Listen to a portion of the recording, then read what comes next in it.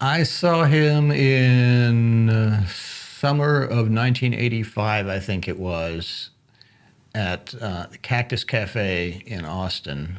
And I believe it was him and Butch Hancock. I think they were both on stage together. I don't think it was one of them opening. I don't think it was Butch opening for Townes. I think they were just both up there playing songs back and forth.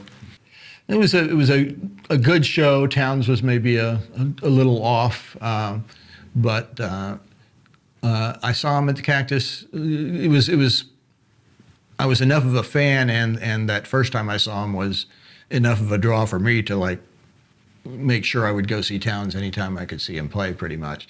And so I saw him at the Cactus several times. I got to know him actually a little bit more. I didn't know him well, but I got to know him better after I moved to Seattle.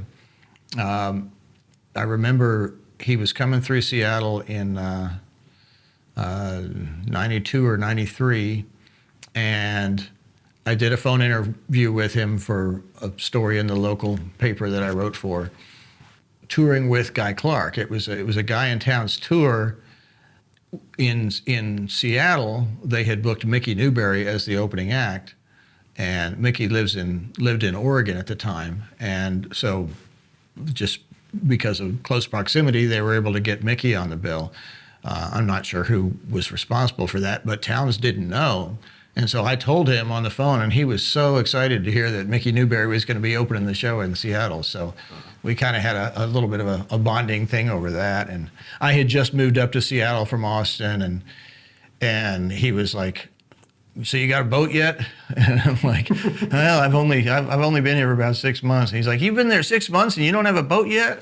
So, Townes was just being sort of his usual humorous self. 3 or 4 years later, 3 years later, 95, he came through again, and that time he was doing a radio interview before the show.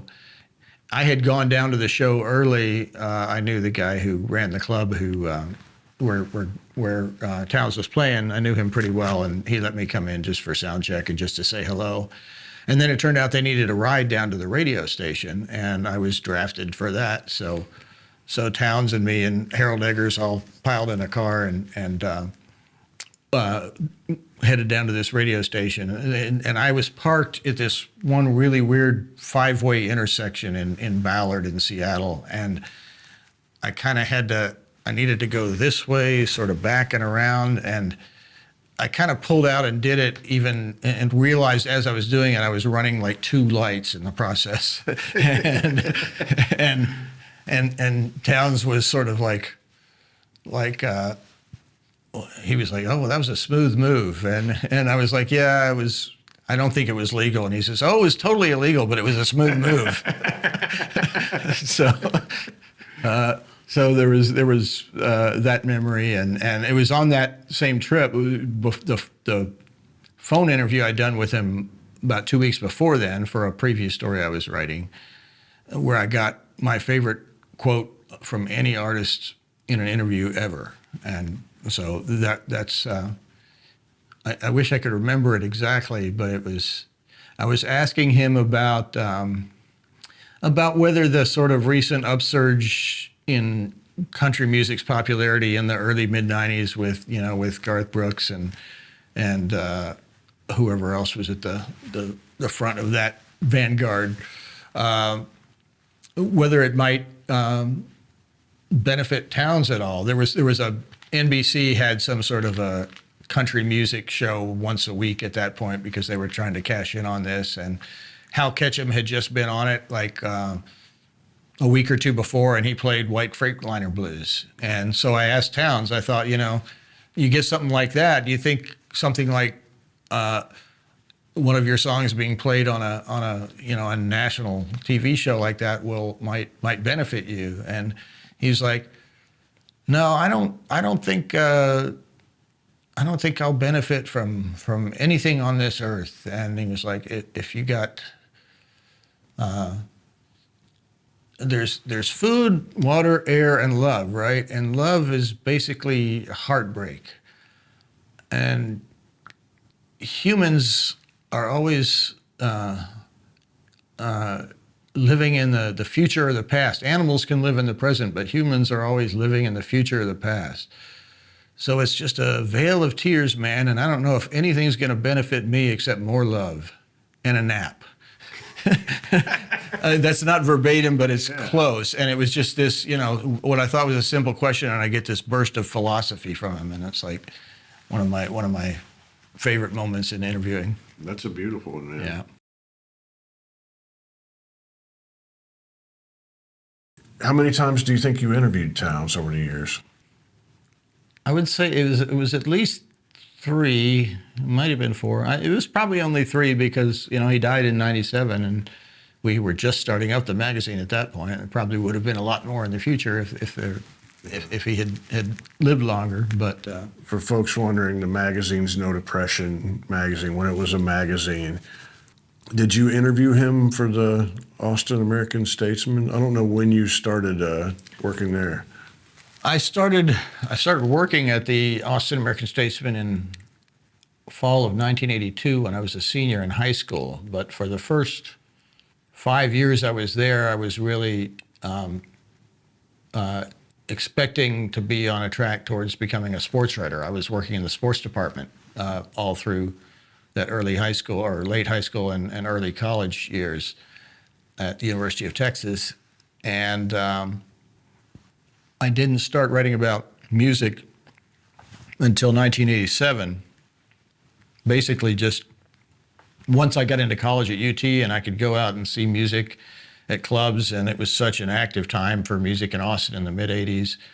And I just kind of fell in love with that whole community and finally decided, well, I should write about this instead of sports. And so I started writing about music for the Statesman in '87, and they sort of gave me a chance when I hadn't really warranted it at that point. But I guess I passed the audition, and so wrote for them for about 4 years before I moved to Seattle. I know I saw Townes several times at that point, but we had another guy who was our country and folk columnist, and he did an interview with Townes at that time.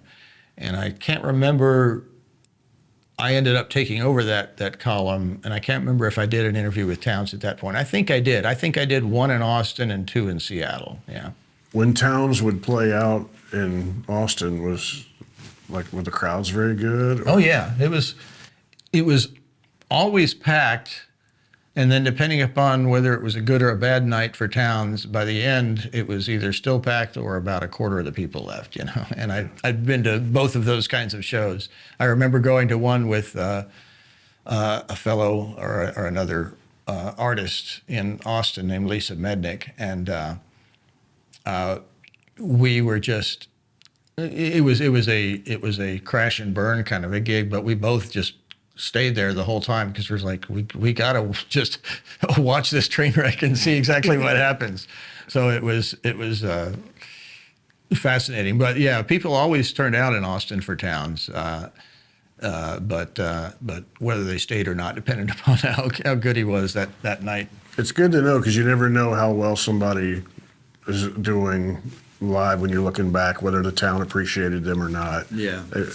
We all have looked back and claimed that we did, but it's nice to know the town really did.